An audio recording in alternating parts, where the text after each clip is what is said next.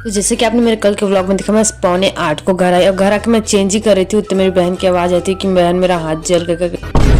तो उसके हाथ में कोलगेट लगा के मैं भिड़ जाती हूँ खाना बनाने के लिए। सब्जी में मैं बना रही थी टमाटर की चटनी। टमाटर पूरे कट के रख दी थी मेरी बहन। मैं देखती हूँ कि गैस खत्म हो गई। तो चावल को इंडक्शन में चढ़ा के मैं चले गई थी चूल्हा जलाने, क्योंकि मेरे को सब्जी चूल्हे से ही बनाना था, खाना तो इंडक्शन में बन ही जाता। तो फिर सब्जी वब्जी बना के मैं भिड़ गई थी अपना नाखून काटने के लिए, क्योंकि कल है महाशिवरात्रि और मैं और मेरी बहन दोनों उपवास रहने वाले। तो नाखून तो कल काटते बनता नहीं थी, इसके लिए मैंने सुबह सुबह उठ गई थी। सुबह उठते मैं अपने पैरों को देखती हूँ, जो फेयरवेल के दिन डांस की थी उसकी चोट लगी है सैंडल में। तो ये सबको ध्यान न रखते हुए मैं भिड़ जाती हूँ काम के लिए। मेरे को घर को तो लिपाई पोताई करनी थी, इसके लिए मैंने चूना तो रात में ही भिगा दिया। तो चूना को अच्छे से मिक्स करके मैंने उसे टब में निकाल के ऑलमोस्ट लिपना स्टार्ट भी कर दिया। तो मेरी बहन भी उठ के जाती। मैं लिपने के चक्कर में जल्दी उठी थी, तो धीरे धीरे करके मेरी बहन भी उठ जाती। और इसके उठने तक तो मेरी आत्मा बाहर आ जाती, क्योंकि मैं सुबह से भिड़ी थी, मेरा हालत खराब हो गया था। उसके बाद ऑलमोस्ट मेरा लिपाई पूरा हो गया था, कुछ ऐसा दिख रहा था। ये सूखने के बाद और चमक आएगी। इसके बाद ममता पानी लेके चली गई थी मंदिर का अंदर भाग धोने के लिए। बाहर को भैया ने ऑलरेडी धो रखा था, तो ये सब साफ करके ममता वापस से घर आ जाती है। घर आने के बाद हम लेते हैं अपना टी टाइम ब्रेक। बस हमने कुछ भी नहीं पिया था, वरना सो के उठ के हमेशा तो हम चाय ही पीते। ये सब करते हमको 9:30 हो गया था। उसके बाद हम चले गए थे बाड़ी नहाने धोने के लिए। तो जाके देखते थे मंदिर के पास इतना गंदा ट्रैफिक हुआ था,